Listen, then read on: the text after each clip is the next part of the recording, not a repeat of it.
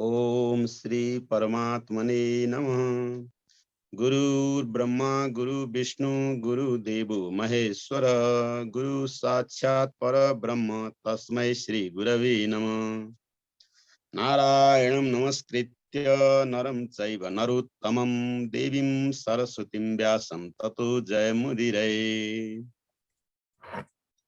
वर्णानाम् अर्थसंज्ञानां रसानां छन्दसामपि मङ्गलानां च कर्तारो वन्दे वाणी विनायकौ।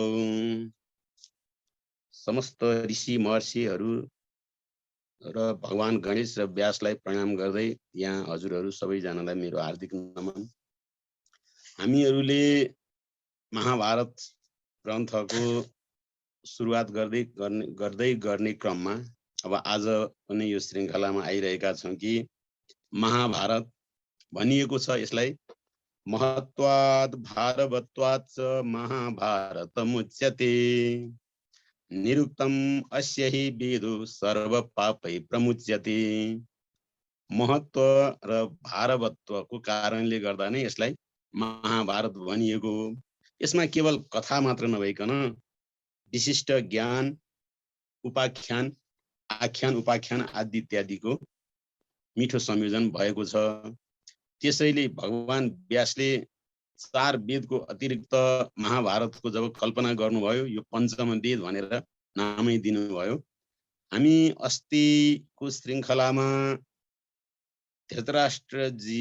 धृतराष्ट्रले विद्वान त्यतिखेरका कूटनीतिज्ञ कणिकलाई लिएर आफू कसरी सुरक्षित रहन सकिन्छ भनेर विभिन्न कुराहरू उनी अब त्यो कूटनीतिमा सधैँभरि आफू अपडेट भनौँ ताजा भइरहन चाहन्थे धृतराष्ट्र। यद्यपि आफू धेरै कुरा बुझ्दथे जान्दथे तापनि फेरि विभिन्न विद्वानहरूलाई लिएर अरूहरूको कुरा सुनेर आफ्नो सत्ता आफ्नो पद कुर्सी आफ्ना छोराहरूको लागि कसरी सुरक्षित गर्न सकिन्छ भनेर उनी त्यस्तो प्रकारको चिजहरू लिनको लागि विभिन्न विद्वानहरूलाई कहिले कसलाई उनी लिएर ती सल्लाह गर्थे। अब त्यसमा उनले त्यो दिनलाई एक दिन त्यो दिन चुने। त्यो दिनमा मेरो लागि हित गर्ने वाक्य कसले बोल्छ? किनकि अब यहाँ भीष्मजीलाई कुरा सोद्धाखेरिमा भीष्मजीले भन्नुहुन्न, द्रोणाचार्यले पनि मेरो मात्रै पक्षमा सबै कुरा गर्नुहुन्न, कृपाचार्य आदि सबैजना मेरो लागि मात्रै बोल्नेवाला छैनन्। त्यसैले मेरो मात्र हितको लागि बोल्ने को होला भन्दाखेरिमा उहाँले कणिकलाई छान्नुभयो र कणिकले आएर सबै कुराहरू बताउने सन्दर्भमा यहाँ कणिक नीति भनेर महाभारतको एउटा पर्व आदि पर्व अन्तर्गत धृतराष्ट्र र कणिकको संवाद कणिक नीतिको रूपमा रह्यो, जुन कूटनीति आफ्नो सत्ता र स्वार्थको लागि मात्रै काम लाग्ने कुराहरू भए। यी सबै कुरा कणिक नीति सुनिसकेपछि धृतराष्ट्रले अब युधिष्ठिरलाई युवराज पद त दिइसकेको छ। युधिष्ठिर युवराज हुनु भएपछि उहाँले गरेका क्रियाकलाप उहाँले चालेको कदमबाट सबै जनताहरू त्यहाँ प्रसन्न हुनुभएको, युधिष्ठिरको नाम ख्याति सबै चलेको। युधिष्ठिर युवराज भएपछि उहाँको भाइहरू भनौँ अर्जुन भीमसेनबाट अर्थ सङ्कलन गर्ने राज्यमा समृद्धि ल्याउने काममा जुन किसिमको गति भइरहेको छ महाभारतमा उल्लेख गरिएको छ कि त्योबाट प्रसन्न हुनुपर्ने थियो, खुसी हुनुपर्ने थियो। तर खराब मनस्थिति भएको मान्छेको ठाउँमा राम्रो काम गर्दाखेरिमा पनि त्यसले प्रतिकूल असर पार्दो रहेछ भन्ने किसिमको कुरा यहाँ देखिन्छ। त्यहाँ धृतराष्ट्रलाई पनि पाण्डवहरूको त्यो वर्चस्व ख्याति सबैजनाले मन पराएको कुराहरू मन परेन, दुर्योधनलाई त मन पर्ने कुरै भएन। त्यसैले यिनीहरूले अब विभिन्न प्रकारका त्यहाँ बाउ छोरामा पनि त्यहाँनिर संवाद हुन थालेको छ। युधिष्ठिर धृतराष्ट्र र दुर्योधनको त्यहाँनिर मन्त्रणा हुन्छ। दुर्योधनले गएर चाहिँ नि पिताजीलाई भन्छ कि पिताजी सबै यहाँ चाहिँ नि अब युधिष्ठिरको धेरै ख्याति चल्दै गयो, यो हुँदै गयो भने पछि यही गति लिँदै गयो भने युधिष्ठिर पछि युधिष्ठिरको छोरा त्यसपछि उनीहरू हुँदै जान्छन् र राज्यको सिंहासन उनीहरूको हातमा जान्छ। हामीहरू चाहिँ नि पाखा लागेर हामीहरूको कुनै अस्तित्व रहँदैन। त्यसकारण अहिले नै यो विचार गर्नु पर्यो भनेर यस्तो प्रकारले धृतराष्ट्रलाई दुर्योधनले प्रस्ताव राख्छ। धृतराष्ट्रले पनि अब मैले सोझै भन्न मिल्दैन के गर्ने भनेर यस्तो प्रकारका कुराहरू राख्छन् छोरासित धृतराष्ट्रले। अनि दुर्योधनले के भन्छ भनेदेखि मैले केही मन्त्रीहरू र केही मेरा आफ्ना सहयोगीहरूलाई लिएर विभिन्न प्रकारले आफ्नो पक्षमा कुरा राख्नको लागि तयारी गरेको छु भनेर उसले चाहिने केही मान्छेहरू आफ्ना व्यक्तित्वहरूलाई त्यहाँनिर प्रलोभन दिएर जसरी हुन्छ पाण्डवहरूलाई आफूबाट अलिकति टाढा पठाउने षड्यन्त्रहरू गर्नतिर लाग्छ र उसलाई बारणावत भन्ने ठाउँमा पाण्डवहरूलाई बारणावत भन्ने ठाउँमा पठाउनको लागि एउटा आयोजना गरिन्छ। त बारणावत भन्ने ठाउँमा शिवको भव्य मन्दिर छ, त्यहाँ चाहिँ नि धार्मिक व्यक्तिहरू जान्छन्, त्यहाँ पूजा अर्चना गर्छन् भन्ने किसिमको कुरा पनि छ। र अब पाण्डवहरूलाई चाहिँ तिमीहरू धार्मिक छौ, तीर्थयात्रा पनि गर्नुपर्छ, त्यहाँ गएर बस्ने, त्यहाँ गएर हेर्ने, केही समय त्यहाँ बस भन्ने यस्तो किसिमको कुराहरू आउँछन्।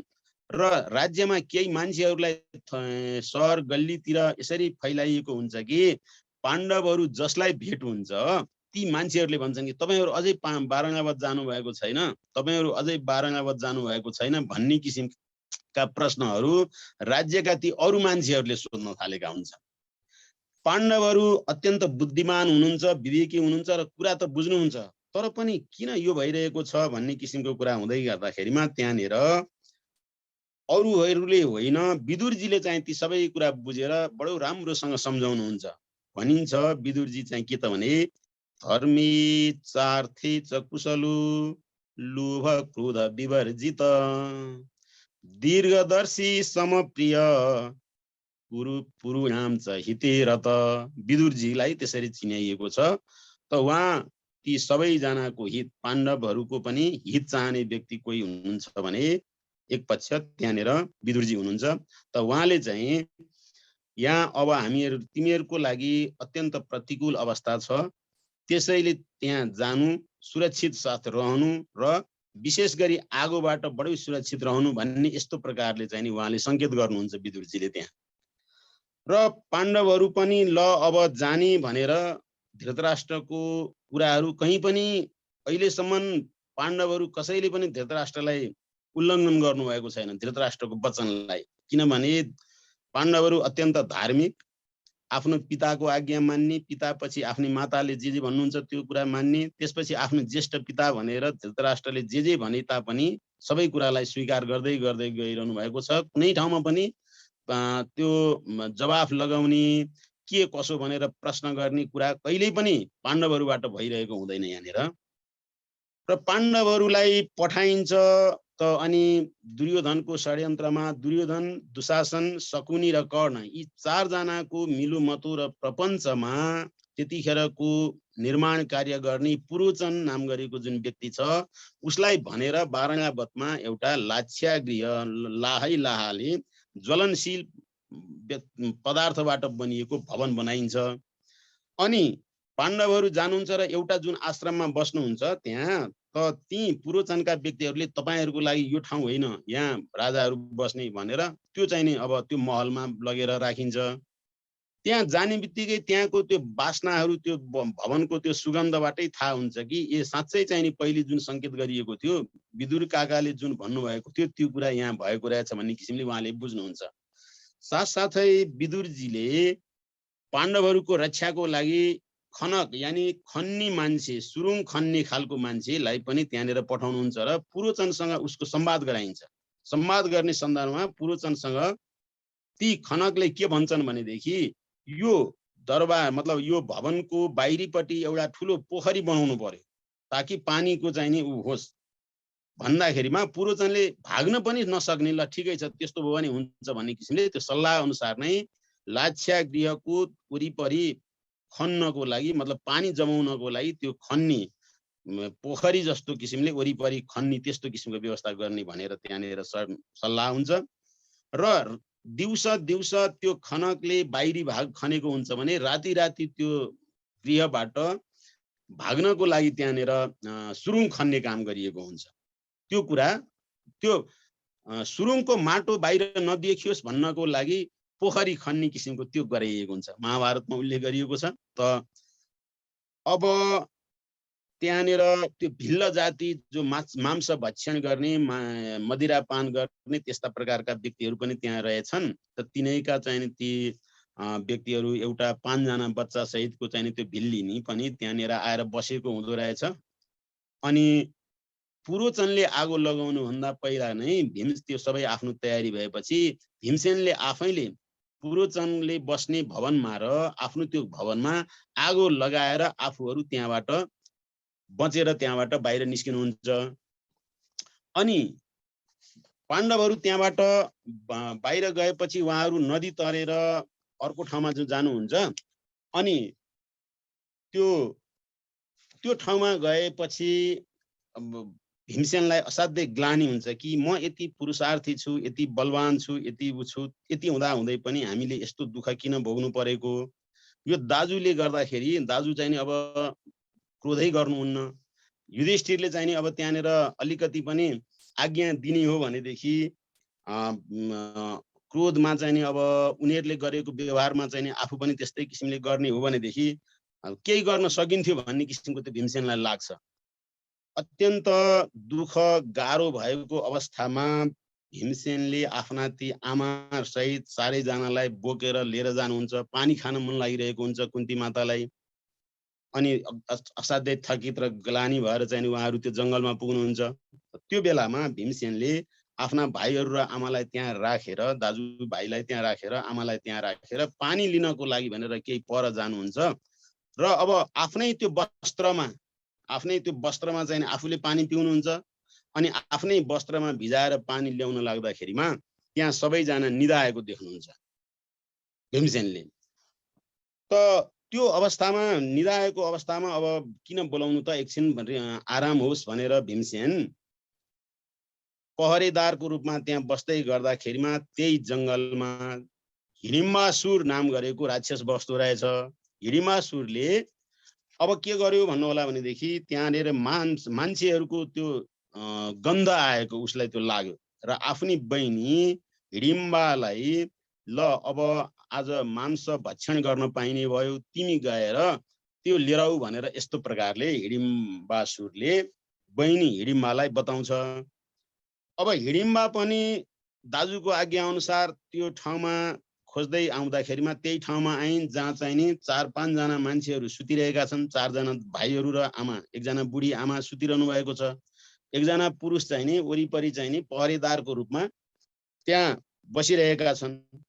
हिडिम्बाले त्यो व्यक्तिलाई देख्ने बित्तिकै अघिसम्मको जुन राक्षसी स्वरूप थियो त्यो राक्षसी स्वरूपलाई परिवर्तन गरेर उनले मानवी रूपमा गहना वस्त्रहरू लगाएको एकदम सुन्दर युवतीको रूप धारण गरे र ती पुरुषप्रति उनलाई चाहिँ नि माया मोह र प्रेम भाव जागृत भयो।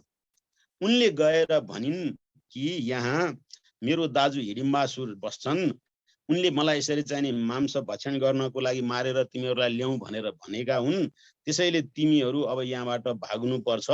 म तिमीलाई असाध्यै मन पराउँछु, माया गर्छु, त्यसैले हामी अब अन्त कतै जाउँ भनेर यस्तो प्रकारले हिडिम्बाले भीमसेनलाई त्यहाँनिर त्यो प्रस्ताव राख्छिन्। हिडिम्बाको त्यो प्रस्ताव सुनेपछि भीमसेनले यहाँ हामी भाग्नको लागि होइन,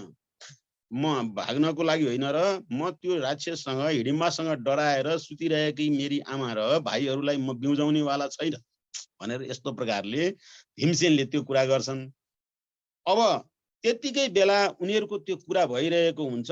निकै बेर भयो आएन, बहिनीले मासु ल्याइन अथवा मान्छे ल्याइन भनेर हिडिम्बासुर आफै चाहिँ त्यो ठाउँमा आउँदाखेरिमा उसले चाहिँ ती बहिनी र भीमसेनको त्यो कुराकानी गरिरहेको देखेपछि र बहिनीले रूप धारण पनि अब राम्रो एउटा सामान्य मानिसको जस्तो रूप धारण गरेको देखेपछि हिडिम्बासुरलाई असाध्यै रिस उठ्छ। अनि उसले तिमीले राक्षसको कलङ्कीको रूपमा रह्यौ, तिमीले चाहिँ नि जुन काम गर्नु पर्थ्यो त्यो काम गरेनौ, एउटा मानिससँग तिमी कुराकानी गरिरहेको छौ, अब म तिमीहरू सबैलाई मारिदिन्छु भनेर हिडिम्बासुर अत्यन्त क्रोधी भएर त्यो भीमसेनलाई र हिडिम्बालाई आक्रमण गर्नको लागि त्यहाँ अगाडि बढ्छ। त यिनीहरू त्यो भएपछि अब भीमसेनले चाहिँ यो हिडिम्बाको कुनै दोष छैन, यो एउटा अबला नारी हो, मसँग युद्ध गर भनेर हिडिम्बाको र भीमसेनको चाहिँ युद्ध हुन थाल्छ। त्यहाँ हिडिम्बा र भीमसेनको युद्ध हुँदै गर्दाखेरिमा अब त्यहाँ युद्ध हुन थाल्यो। भीमसेनले हिडिम्बालाई परास्त गरिदिनु भयो, मारिदिनु भयो। त्यतिकै बेलामा त्यहाँ आफ्ना भाइहरू पनि सबैजना बिउजिए, कुन्ती माता पनि बिउजाउनु भयो। र त्यो दृश्य देखेपछि हिडिम्बाले अब भन्न थालिन्, म यस्तो हिडिम्बाको बहिनी हुँ, अब मेरो दाजु पनि मारिए, अब म कसको शरणमा परौँ, अब मेरो को छ र म तपाईँसँग विवाह गर्छु, हे माता मलाई चाहिँ नि अब तपाईँको छोरासँग विवाह गराइदिनुहोस् भनेर यस्ता प्रकारले त्यहाँनिर बडो प्रेमपूर्वकसँग उनले त्यो हिडिम्बाले भन्छन्। अनि भीमसेनले चाहिँ के भन्छन् भने तिमीहरू राक्षसीहरूको स्वरूप कहिले के हुन्छ कहिले के हुन्छ, तिमीहरू विश्वास गर्न योग्य छैनौ भन्दै गर्दाखेरिमा युधिष्ठिरले पनि सम्झाउनुहुन्छ, होइन यो अब यिनले चाहिँ नि के बिगार गर्न सक्छिन् र त्यसकारण यिनले जे भनेकी छन् त्यो मान्नुपर्छ भनेर युधिष्ठिरले पनि बताउनुहुन्छ र कुन्ती माताले पनि भीमसेनलाई सम्झाउनुहुन्छ। त्यसपछि हिडिम्बासँग विवाह गर्नको लागि त्यहाँनिर राजी हुनुहुन्छ। तर भीमसेनले एउटा शर्त के राख्नुहुन्छ भनेदेखि, ठिक छ म तिमीसँग विवाह त गर्छु, तर म सधैँभरि तिमीसँग बस्दिन, एउटा सन्तान जन्मिएन्जेलसम्मको लागि म तिमीसँग बस्छु, त्यसपछि हामी आफ्नै ठाउँमा आउँछौँ भनेर त्यो कुरा राखिएको हुन्छ। साथसाथै कुन्ती माताले के भन्नुहुन्छ भने हाम्रो यो जङ्गलको बास छ, हामीलाई संरक्षण गर्नको लागि भीमसेनको अति आवश्यक हुने भएकोले तिमीसँग दिनभरि अन्त तिमीहरू आफू घुमे विचरण गरे तापनि बेलुका भएपछि चाहिँ हामीलाई राति चाहिँ नि यहीँ नै ल्याइदिनु पर्छ भन्ने यस्तो किसिमको शर्त राखिएको हुँदो रहेछ। त कुन्ती माताको त्यो शर्त अनुसार हिडिम्बाले पनि त्यही गर्छिन्। केही कालपछि हिडिम्बाबाट जुन बच्चो जन्मन्छ त्यसको नाम घटोत्कच हुन्छ। घटोत्कच चाहिँ के भन्ने, जुन चाहिँ घट यानि त्यो टाउकोमा अलिकति पनि केस नभएकोलाई घटोत्कच भनिँदो रहेछ। त टाउकोमा पटक्कै केस नभएको त्यस्तो बालक जन्मिएको कारणले गर्दा त्यो बच्चाको नाम घटोत्कच रहन्छ। र हिडिम्बाले पनि आफ्नो त्यो बच्चालाई लिएर उनी अब मलाई आवश्यक परेको बेलामा अब सहयोग हुनेछ भनेर छोराको आश्रय पनि पाइने भएको हुनाले हिडिम्बाले पनि अब त्यो सहर्ष स्वीकार गर्छिन्। घटोत्कचलाई लिएर उनी त्यहाँबाट आफ्नो अन्तर्ध्यान हुन्छन् भनौँ, छोरालाई लिएर हिडिम्बा पनि अन्तर्ध्यान हुन्छन्। अब पाण्डवहरू 5 पाण्डव, कुन्ती माता, यी सबै त्यहाँबाट एउटा जुन देश छ त्यो देशमा चाहिँ नि के भनेदेखि उनीहरू जान्छन् त्यो एक चक्रा नाम गरेको नगर, देश एक चक्रा नाम गरेको नगरमा तिनीहरू पुग्छन्। एक चक्रा नाम नगरेको नगरमा पुगेर उनीहरू एउटा ब्राह्मणको घरमा आश्रय लिएर बस्छन्। त्यो ब्राह्मणको घरमा आश्रय लिएर बस्दै बस्दै गर्दाखेरिमा अब उनीहरूको काम के छ भने पाण्डवहरू अब कहीँ कहाँ जाने, दिउँसभरि चाहिने घुम्ने फिर्ने चिजहरू अब भिक्षाहरू के लिएर आउने र यसै गरेर खाने र दिन प्रतिदिन यसै गरेर चलिरहेको हुन्छ। त एक चक्रा नगरीबाट केही परको जङ्गलमा एउटा त्यस्तो राक्षस बस्दो रहेछ जुन राक्षसको नाम चाहिँ बकासुर भन्ने रहेछ। त्यो बकासुरलाई त्यो एक चक्रा नगरबाट प्रत्येक दिन प्रत्येक चाहिने दिनमा भनौँ समय आएपछि मानिसहरूले आफ्नो घरबाट खानेकुराहरू प्रशस्त मात्रामा र एउटा मान्छे त्यो लिएर सबै जाने र त्यो बकासुरलाई भोजनको लागि त्यहाँबाट जानुपर्ने यस्तो किसिमको त्यो शर्त रहेछ। जुन घरमा आफू बसेके छन् त्यो घरमा त्यहाँ एक दिन साह्रै क्रन्दन सबै कोलाहल रोदन सुनियो। कुन्ती माताले त्यो सुन्नुभयो। किन यस्तो रहेछ भन्दाखेरिमा त्यहाँ पति पत्नीको बिचमा संवाद भइरहेको रहेछ। पत्नीले भनिदिरहेछन्, हे नाथ मर्नु त एक दिन परिहाल्छ, त्यस कारणले हजुर हुनु भएन भने मैले यी बाल बच्चाहरूलाई पाल्न पनि सक्दिनँ र मसँग त्यो क्षमता पनि छैन, त्यसकारण हजुर घरमा बस्नु पर्छ, म चाहिँ जान्छु भनिदिरहेछन् पत्नी। अनि खेरि चाहिँ नि पति के भन्दा रहेछन् भनेदेखि जसलाई मैले सप्तपदी 7 फेरा चाहिँ नि घुमेर सबै संरक्षण गर्छु भनेर पालन पोषण गर्छु भनेर विवाह गरेर लिएर आएको छु, उसैलाई चाहिँ नि म कसरी पठाउन सक्छु, म पठाउन सक्दिनँ भन्दा रहेछन् पति। फेरि त्यसमा जन्मिएकी एउटा छोरा र एउटा छोरी रहेछन्। महाभारतमा उल्लेख गरिएको एउटा छोरा र एउटी छोरी रहेछन्। छोरी के भन्दै रहेछन् भने पिताजी म त विवाह गरेर एकचोटि जानु नै पर्ने हो, हजुरबाहरूलाई छोड्नु नै पर्छ, त्यसकारण म जान्छु भन्दै रहेछन्। यस्तो प्रकारले तिनीहरूको त्यस्तो संवाद भइरहेको कुन्ती माताले सुन्नुभयो। यो किन के भइरहेको छ भनेर कुन्ती माताले त्यहाँ सोद्धाखेरिमा त सबै बताउनु भयो ब्राह्मणले। ल त्यसभएदेखि मेरो छोरा एकजना मेरो छोरालाई पठाउने भनेर कुन्ती माताले, हामी पनि यही घरमा बसेको हो, त्यसैले हामी यो घरको सदस्य भयौं, आपत्ति विपत्ति परेको बेलामा यदि केही गरिँदैन भनेदेखि त सदस्य भएको के काम लाग्यो र, बरु मेरो छोरालाई पठाउने भनेर यस्तो प्रकारले कुन्ती माताले भन्नुहुँदो रहेछ। ब्राह्मण के भन्दा रहेछन् भने कुनै पनि अतिथिलाई आएको बेलामा, घरमा अतिथि आएको बेलामा त्यो अतिथिलाई हामीले संरक्षण गर्ने, पालन पोषण गर्ने, खुवाउने पियाउने गर्ने हो, अतिथिलाई पठाउन मिल्दैन भनेर यस्तो प्रकारले ब्राह्मणले त्यहाँनिर त्यो कुरा भन्नुहुँदो रहेछ। तर कुन्ती माताले के भन्नुभयो त भनेदेखि, हे ब्राह्मणदेव हजुरले त्यस्तो डराउनु पर्दैन, हामी यो कुरा कसैलाई पनि नभन्नु होला, सबै सुरक्षित राख्नु होला कि मेरो पुत्रमा वशीकरण मन्त्र छ, मेरो पुत्रसँग एउटा वशीकरण मन्त्र छ। उहाँले भन्नुभयो आफ्नो तरिकाले, महाभारतमा उल्लेख गरिएको त्यो मन्त्रको प्रभावले गर्दाखेरिमा उसलाई केही असर पर्दैन, किनकि ब्राह्मणले मानेनन्। त्यतिखेर चाहिँ जति सम्झाउँदाखेरि पनि ब्राह्मणले चाहिँ नि अतिथिहरू मध्येबाट जानै हुँदैन, हजुरहरू जाने कुरै होइन, म आफै जान्छु भनेर भन्दै गर्दाखेरिमा कुन्ती माताले त्यति नभनिकन सुखै पाउनु भएन कि मेरो छोरामा एउटा त्यस्तो मन्त्र छ जुन मन्त्रको प्रभावले गर्दा उसलाई केही पनि हुँदैन, त्यो राक्षसलाई चाहिँ नि मारेर आउँछन् उनले भनेर यस्तो प्रकारले भनेपछि ब्राह्मण देवता खुसी हुनुहुँदो रहेछ। ब्राह्मण खुसी हुनुहुँदो रहेछ। ल ठिक छ त्यसबेदेखि त भनेर उहाँले अनुमति दिनुभयो। अब त्यहाँको नियम अनुसार जति जति जे सङ्कलन भएको थियो, खानेकुराहरू पदार्थहरू जे थियो त्यो सबै लिएर भीमसेन आफै जानुभयो। भीमसेन गएर बकासुरलाई सिद्ध्याउनु भयो र बकासुरको पनि वध गर्नुभयो। बकासुरको वध गरेर आए बकासुरको त्यो जुन शरीर, मृत शरीरलाई ल्याएर त्यो एक चक्रा नगरीको चाहिँ नि त्यो जुन मुख्य द्वारतिर लिएर आएर त्यो राखिदिनु भयो। र फेरि कुन्ती माताले के बताउनु भएको छ भनेदेखि यो कुरा कसैलाई पनि नभन्नु, हामीले यसरी चाहिँ नि मारेको हाम्रो भनेर केही पनि नभन्नु भनेर ब्राह्मणलाई चाहिँ कुन्ती माताले त्यो सम्झाउनु भएको छ। भोलिपल्ट बकासुरको त्यो मृत शरीरलाई देखेपछि गाउँका मान्छेहरू सबैजना खुसी भए। अब हामीहरूको चाहिँ नि सहरमा, हामीहरूको राज्यमा अब आनन्द छायो भन्ने किसिमले खुसी त भए नै। साथसाथै यो कसले गर्यो होला भन्दाखेरिमा ब्राह्मणले पनि कुनै एकजना विद्वान आएका थिए, उनैले चाहिँ नि आफ्नो मन्त्रले यो गरे भनेर त्यो कुरालाई त्यसै गरेर चाहिँ नि सामान्य ढङ्गले उहाँले लिदिनु भयो। र अब कुन्ती माताहरू त्यही घरमा फेरि केही दिन रहनु भयो।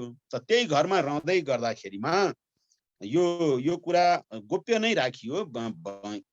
भीमसेनले बकासुरलाई मारेको भन्ने कुरा चाहिँ त्यहाँ गोप्य नै राखियो। साथसाथै कुन्ती माताले के भन्नुभयो भन्दाखेरिमा यो कुरा तपाईले यदि कसैलाई भनिदिनु भयो भने त्यो मन्त्र लिनको लागि फेरि सबै गाउँका मान्छेहरू आउँछन् र मेरो छोरालाई चाहिँ फेरि बडो गाह्रो पर्नेछ, त्यसकारणले नभन्नु होला भनेर त्यो आफू सुरक्षित र गोप्य रहनको लागि कुन्ती माताले त्यो भन्नुभएको थियो।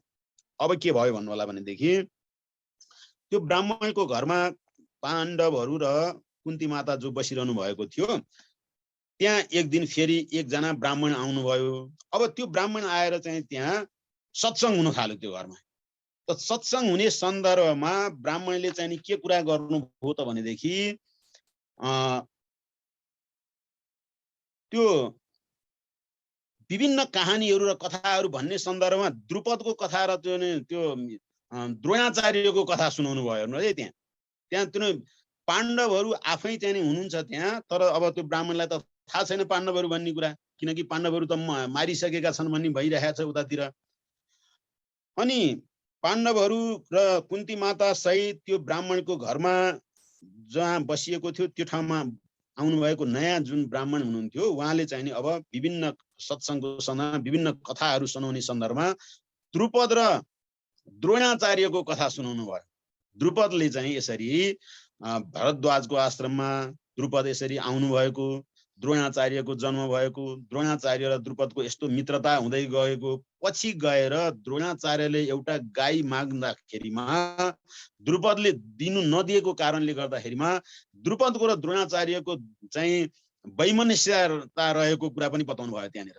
अनि साथसाथै द्रुपदलाई आफ्ना शिष्यहरूको माध्यमबाट हराइसकेपछि र दुवैजना बराबर भइसकेपछि सम्पत्ति आधा चाहिँ नि द्रोणाचार्यले द्रुपदको राज्यको आधा सम्पत्ति लिइसकेपछि उहाँहरू दुवैजना बराबर भएपछि द्रुपदले हामी ठिक छ भनेर त्यहाँबाट सौहार्दपूर्ण तरिकाले बाहिर निस्किनु भएको कुरासँग बताउनु भयो। अनि साथसाथै भन्नुभयो के त भनेदेखि जब द्रुपद त्यहाँबाट जानुभयो तर उहाँलाई चाहिँ नि त्यो द्रोणाचार्यले आफ्ना शिष्यहरू लगाएर आफ्नो अपमान गरेको र त्यसरी चाहिँ नि हराएको कुराबाट उहाँ कहिल्यै पनि बिर्सनु सक्नु भएन। उहाँले बताउनु भयो नि। अनि द्रुपदले यसरी उहाँ यज्ञ गर्नुभएको छ।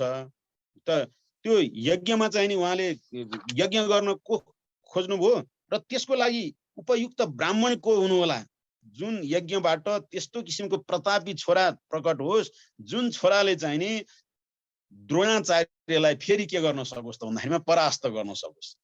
त्यसैले अब द्रुपदले चाहिँ यहाँ त यो कहानी बताइदिँदै हुनुहुन्छ ब्राह्मणले चाहिँ उसलाई, त द्रुपदले उहाँ त्यो यज्ञ गर्न खोज्नु भयो। यज्ञको लागि याज र उपयाज नाम गरेका दुईटा ब्राह्मण रोज्नु भयो र याज र उपयाज नाम गरेका ती दुईटा ब्राह्मण मध्येमा या उपयाजलाई लगेर उहाँले एउटा त्यस्तो किसिमको उत्कृष्टि यज्ञ गर्नुभयो, जुन यज्ञबाट यसरी धृष्टद्युम्न र द्रौपदीको जन्म भएको छ भन्ने किसिमको कुराहरू त्यहाँ सुनाउनु भयो।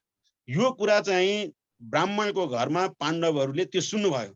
अब फेरि त्यो कहानी जबै सुनाइसकेपछि त्यो भइसकेपछि अब ब्राह्मण आफ्नो ठाउँमा जानुभयो। त्यतिसम्म कुरा थाहा पाउनुभयो कि द्रुपदको दरबारमा यज्ञबाट धृष्टद्युम्न र द्रौपदी नाम गरेकी पाञ्चाली नाम गरेकी कन्याको जन्म भएको छ भन्ने किसिमको कुरा र उनीहरू जन्मदाखेरिमा त्यो बच्चा होइन, जन्मदाखेरि किशोर धृष्टद्युम्न र पाञ्चाली जन्मदाखेरि त्यो बच्चा जन्मेर स्याहार गर्नुपर्ने होइन, एकदमै जन्मदैखेरिमा घोडा चढ्ने, धृष्टद्युम्न एकदमै घोडा चढ्ने र चाहिँ तरबार हातमा लिएर हिँड्न सक्ने त्यस्तो किसिमको हुनुहुन्थ्यो भने द्रौपदी पनि किशोरी तरुणीको रूपमा चाहिँ जन्मिनु भएको थियो। साथसाथै द्रुपदकी पत्नीले के भन्नुभयो त भने यी दुईटा छोराछोरीले मलाई बाहेक अरू कसैलाई पनि आमा चाहिँ स्वीकार नगरून् भनेर त्यस्तो किसिमको प्रार्थना गर्नुभएको कुरा पनि त्यो सत्सङ्गमा त्यो ब्राह्मणले चाहिँ पाण्डवहरूलाई सुनाउनु भयो।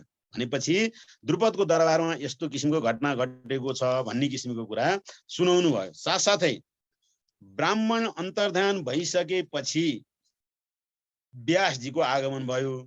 व्यासजीले आएर पाण्डवहरूसँग फेरि के कुरा गर्नुभयो त भन्दाखेरिमा हे पाण्डवहरू, तिमीहरू र कौरवहरू दुवै मेरा उत्तिकै हो मेरा लागि, तर पनि तिमीहरू थोरै अन्यायमा परेका छौ, निकै दुःख पाइरहेका छौ। त यो दुःख पनि के भने काल कर्म बसले भोग्नै पर्ने भएको कारणले गर्दा भोगिरहेको हो। कुनै दिन फेरि अत्यन्त सुखमय दिन आउनेछ, यस्तो प्रकारले बताउनु भयो व्यासजीले त्यहाँ तिनै ब्राह्मणको घरमा। र व्यासजीले के बताउनु भयो त भनेदेखि त्यो पछि हुने जुन भविष्यको कुरा जुन छ, द्रौपदी जुन यहाँ जन्मिएकी छन् ती द्रौपदी तिमीहरूकै पत्नी हुने छिन् भन्ने किसिमको सङ्केत गर्नुभयो। त्यहाँ व्यासजीले त्यो सङ्केत गर्नुभएको छ महाभारतमा। र द्रौपदीको जन्मको कुरा र त्यो जन्मको इतिहासको कुरा पनि बताउनु भयो। हे पाण्डवहरू हो, कुनै एक ब्राह्मणकी अत्यन्त शीलवती कन्या थिइन्। ती कन्याले अत्यन्त राम्री सुन्दरी हुँदा हुँदै पनि निकै कालसम्म विवाह नभएको कारणले गर्दा उनले भगवान शङ्करको ठुलो तपस्या गरिन्।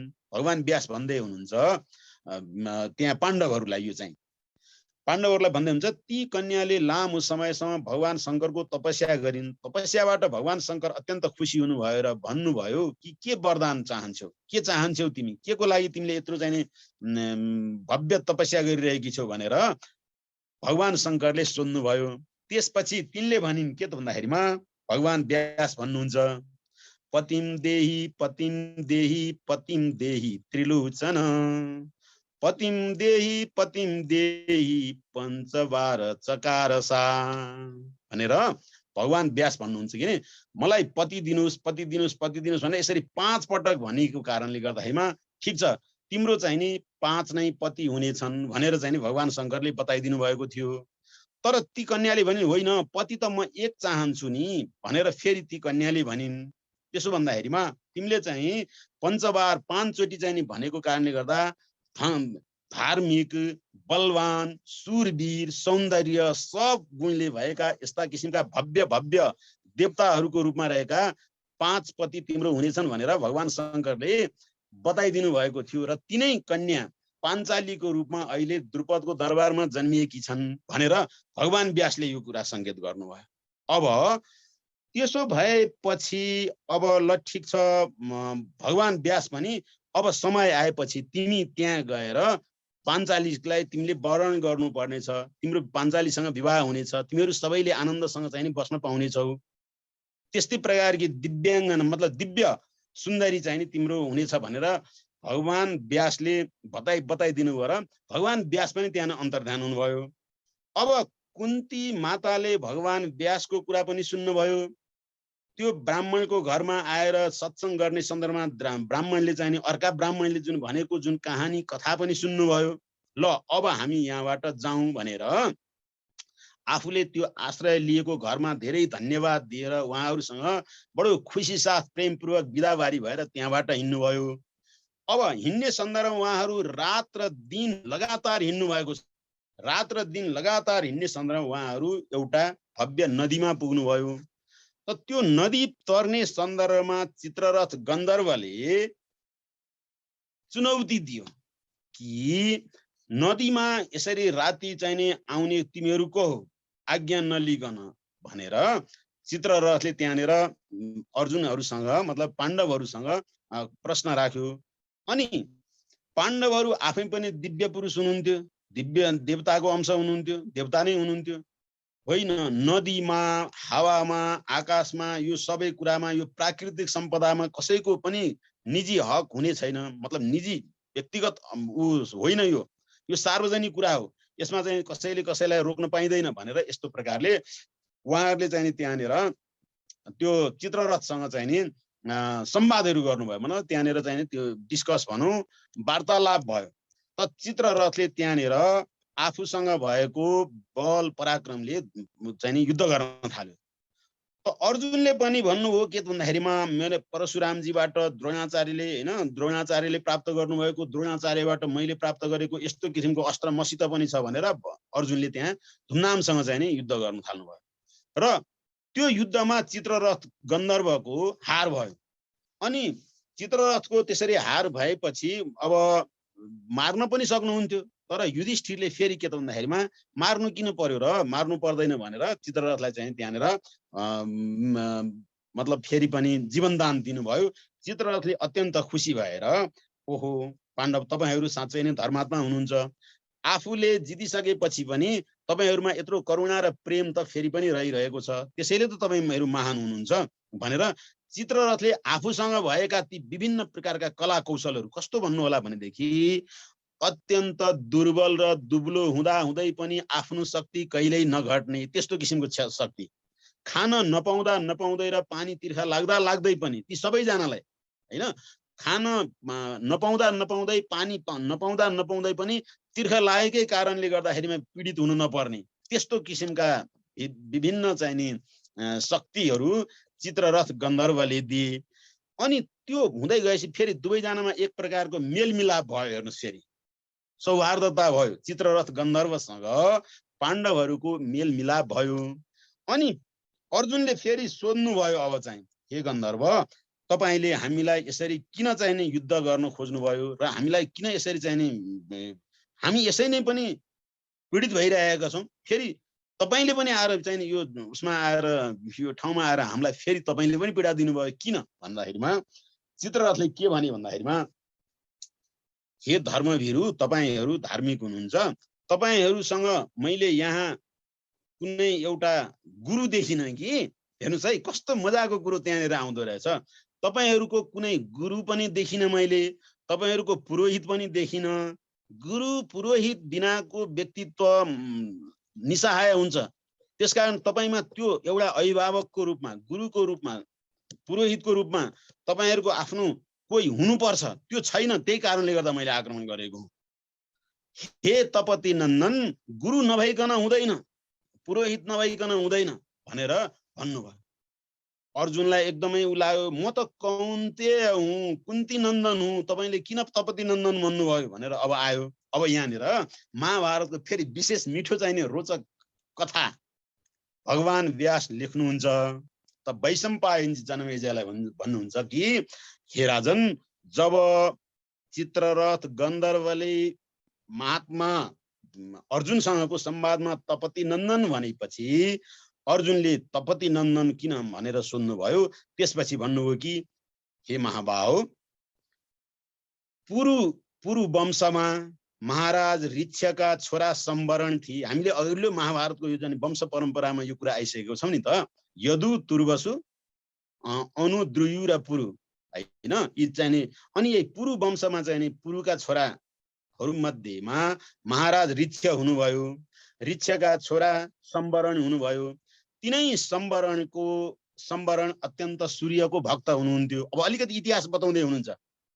तपति नन्दन किन भनिएको भन्ने सन्दर्भमा चित्ररथले चाहिँ अर्जुनलाई भन्दै हुनुहुन्छ कि तिनै महाराज ऋक्षका छोरा सम्वरण सूर्यको अत्यन्त उपासक हुनुहुन्थ्यो। इदम अर्घ्यम इदम पाद्यम इदम मूलम फलम च यत भनेर सूर्यको पूजा गर्दाखेरिमा यो अर्घ, यो जल, यो फल, यो मूल विभिन्न परिकारले भगवान सूर्यको अत्यन्त राम्रोसँग पूजा अर्चना गर्नुहुन्थ्यो। सूर्यका भक्त सम्वरण यसरी सूर्यको भक्त एक दिन चाहिँ आफू विभिन्न आफ्ना सेनाहरू लिएर उहाँ जङ्गलतिर पर्यटन गर्ने, शिकार गर्ने, विभिन्न अब उहाँ क्षेत्रीय राजाको नाताले जे हुन्थ्यो त्यो गर्नको लागि उहाँ निस्कनु भयो। निकै लामो यात्रा गरिसकेपछि उहाँ थाक्नुभयो, घोडाहरू पनि थाके, त्यहाँ कति त मरे पनि उहाँको चाहिँ त्यो घोडाहरू भनिएको छ महाभारतमा। त सम्वरण बेचैन भएर चाहिँ सुतिरहनु भएको थियो। त्यतिकै बेलामा उहाँले अलिकति पर कतै एउटी सुन्दरी कन्या देख्नुभयो। त ती सुन्दरी कन्यालाई देखेपछि गएर भन्नुभयो कि हे सुमुखी, तिमी को हौ? यहाँ यो निर्जन ठाउँमा एक्लै कसरी यहाँ आइरहेकी छौ? कोही अरू तिम्रो मान्छेहरू पनि कोही देख्दिन, कोही संरक्षण नभइकन यसरी एक्लै एक्लै कहाँ हिँडिरहेकी आदि इत्यादि प्रश्नहरू सम्वरणले ती कन्यालाई राख्नुभयो।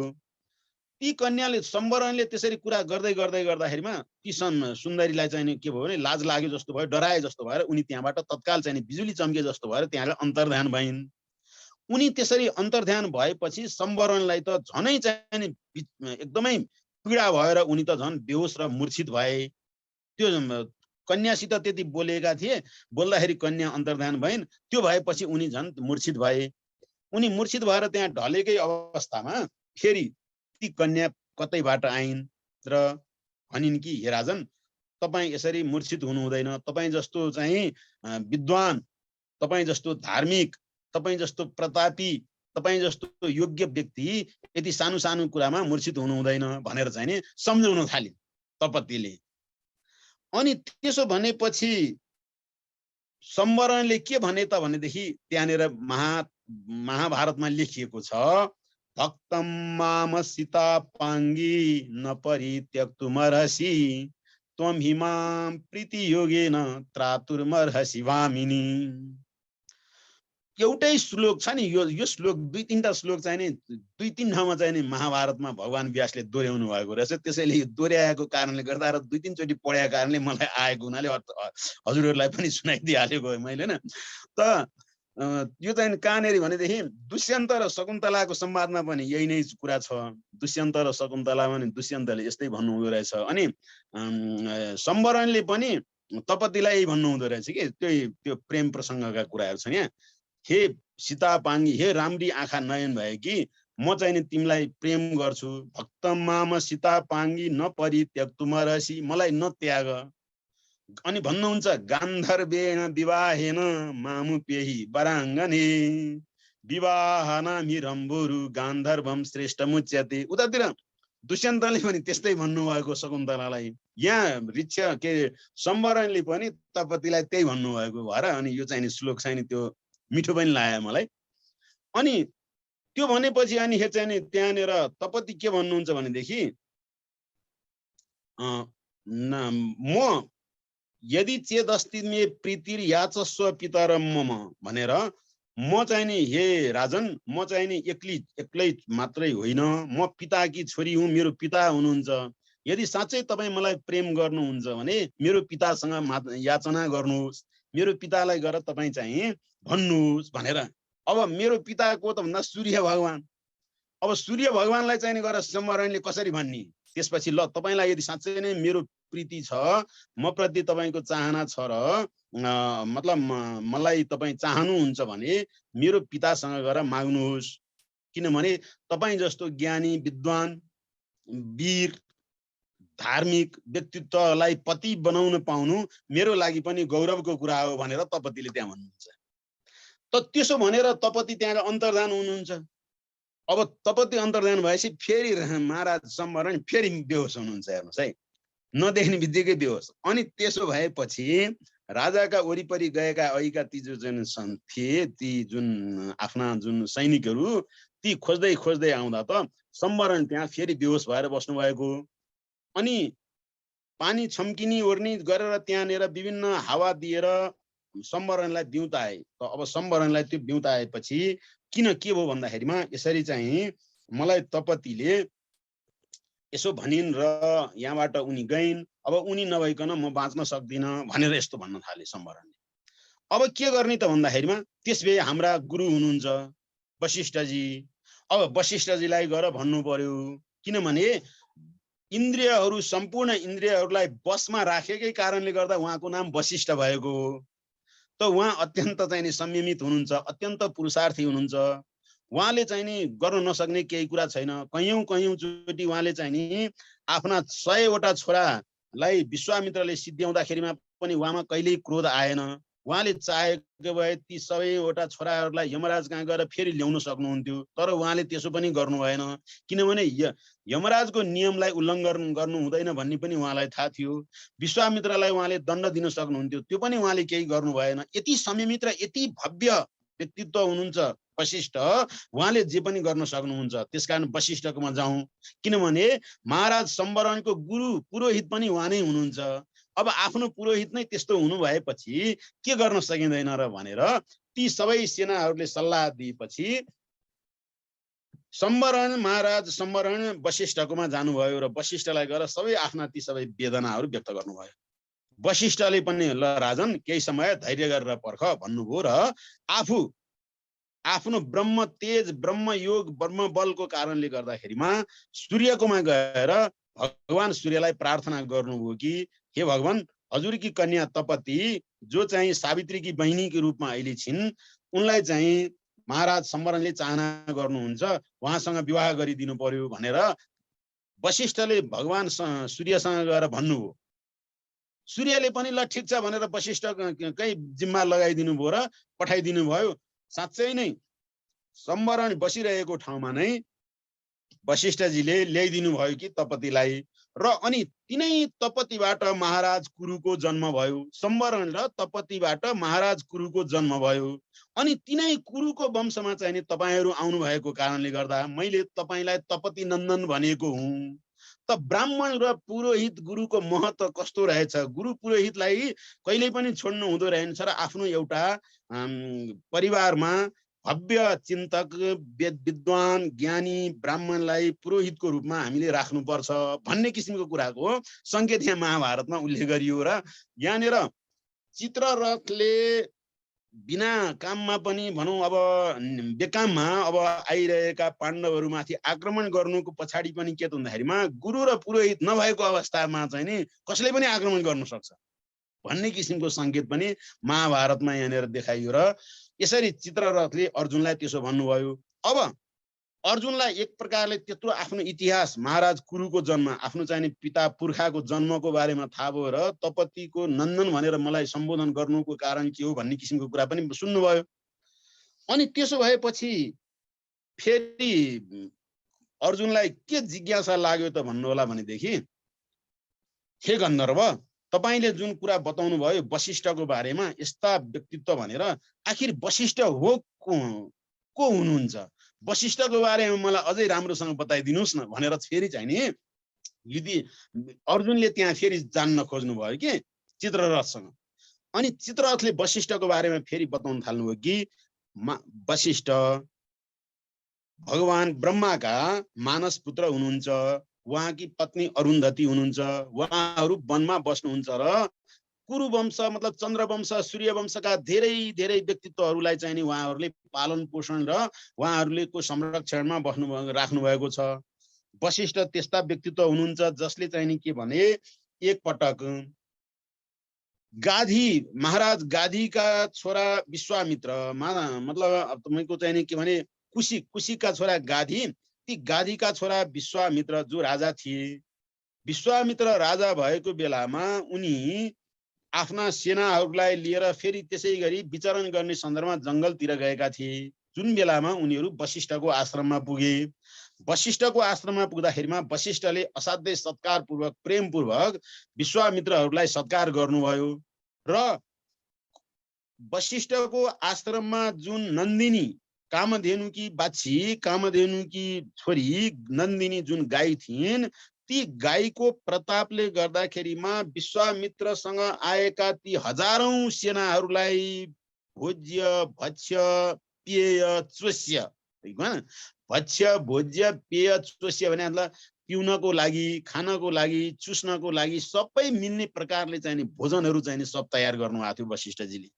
त ती त्यत्रा हजारौं सेनाहरूलाई त्यहाँ रहेको सम्पूर्ण भोजनहरू खुवाएर चाहिँ एकदमै खुसी पार्न सकेको कारणले गर्दाखेरिमा विश्वामित्रलाई असाध्यै कौतूहल लाग्यो र चाहिँ नि यो के को कारणले भइरहेछ भन्दाखेरिमा वशिष्ठको आश्रममा रहेकी नन्दिनीको प्रतापले भन्ने किसिमको कुरा बुझ्नु भयो। अनि विश्वामित्रले वशिष्ठलाई भन्नुभयो कि हे गुरुदेव, तपाईको आश्रममा म अरु कुनै गाई दिन्छु, हाम्रो राज्यमा भएका सबै गाई दिन्छु, तर तपाईको चाहिँ यो आश्रमको चाहिँ नन्दिनी चाहिँ मलाई दिनु पर्यो भन्नुभयो विश्वामित्रले फेरि। अनि फेरि वशिष्ठले भन्नुभयो कि हे राजन, मलाई हजारौं गाई किन चाहियो र, मसँग भएको एउटै ठिक छ, हजुरकोमा हजारौं छन्, ठिकै छ, यो कुरा नगर्नुहोस् भनेर वशिष्ठले भन्नुभयो। अब म चाहिँ नि त्यसबेदेखि बलपूर्वक लैजान्छु भनेर विश्वामित्रले चाहिँ त्यहाँ बल प्रयोग गर्न थाल्नुभयो। अब तपाईसँग चाहिँ त्यस्तो छ भने अब प्रयोग गर्नुहोस् बल, वशिष्ठले त्यो भन्नुभयो। र अनि वशिष्ठले त्यो भन्नु भएपछि विश्वामित्रका चाहिँ नि सेनाहरूले अब गाई फुकाउन थाले। गाई फुकाउन थाल्दाखेरिमा गाईको आँखाबाट आँसु त आयो नै। फेरि गएर गाईले चाहिँ नि अब वशिष्ठको अगाडि गएर चाहिँ नि के तपाईले मलाई त्यागेकै हो त भनेर चाहिँ सोधिन् गाईले, नन्दिनीले। हे कल्याणी, म तिमीलाई कहाँ त्याग्न सक्छु, तर मेरो चाहिँ नि अब यहाँनिर मेरो क्षमा बल हो, मैले अब केही गर्न सक्दिनँ, यी राजाका यत्र सेनाहरू छन्, म यहाँ युद्ध गर्न सक्दिनँ, त्यसकारण मैले त के गर्न सक्छु र, तिमी चाहेदेखि आफ्नो करामत देखाऊ भनेर चाहिँ नि ब्रह्मा वशिष्ठजीले नन्दिनीलाई भन्नुभयो।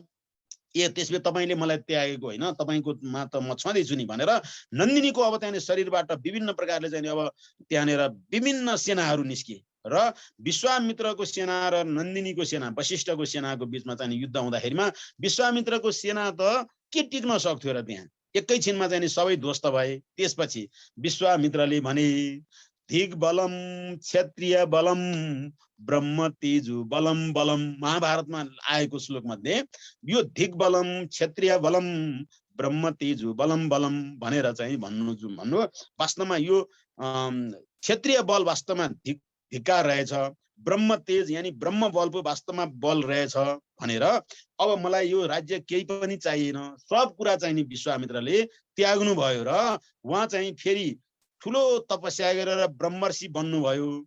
यस्तो प्रकारले विश्वामित्रलाई ब्रह्मर्षि बनाउने सक्ने सम्म क्षमता चाहिँ नि राख्नुभएका त्यस्ता प्रकारका महान ऋषि ब्रह्मर्षि वशिष्ठजीको बारेमा मैले तपाईलाई बताएँ भनेर चित्ररथ गन्धर्वले अर्जुनलाई बताउनु भएको कुरासम्म र अर्जुन हरू पाञ्चाल यात्रा गर्ने सन्दर्भमा चित्ररथ गन्धर्वसँग भएको संवाद र युद्धको कुरा सँगसँगै अब आजको महाभारत श्रृङ्खलाको क्रम पनि अब यति नै गरौँ र अब अर्को दिन यसपछि फेरि अगाडि बढ्ने कुरा हामी गर्दैछौँ। यति बेलसम्म जे हो सबैजनाले बडो प्रेमपूर्वक सुनिदिनु भयो। हजुरहरू सबैको आत्मामा रहेको परमात्मालाई प्रणाम गर्दै ओम पूर्णमद पूर्णमिदं पूर्णात् पूर्णमुदच्यते पूर्णस्य पूर्णमादाय पूर्णमेवावशिष्यते। ओम शान्ति शान्ति शान्ति।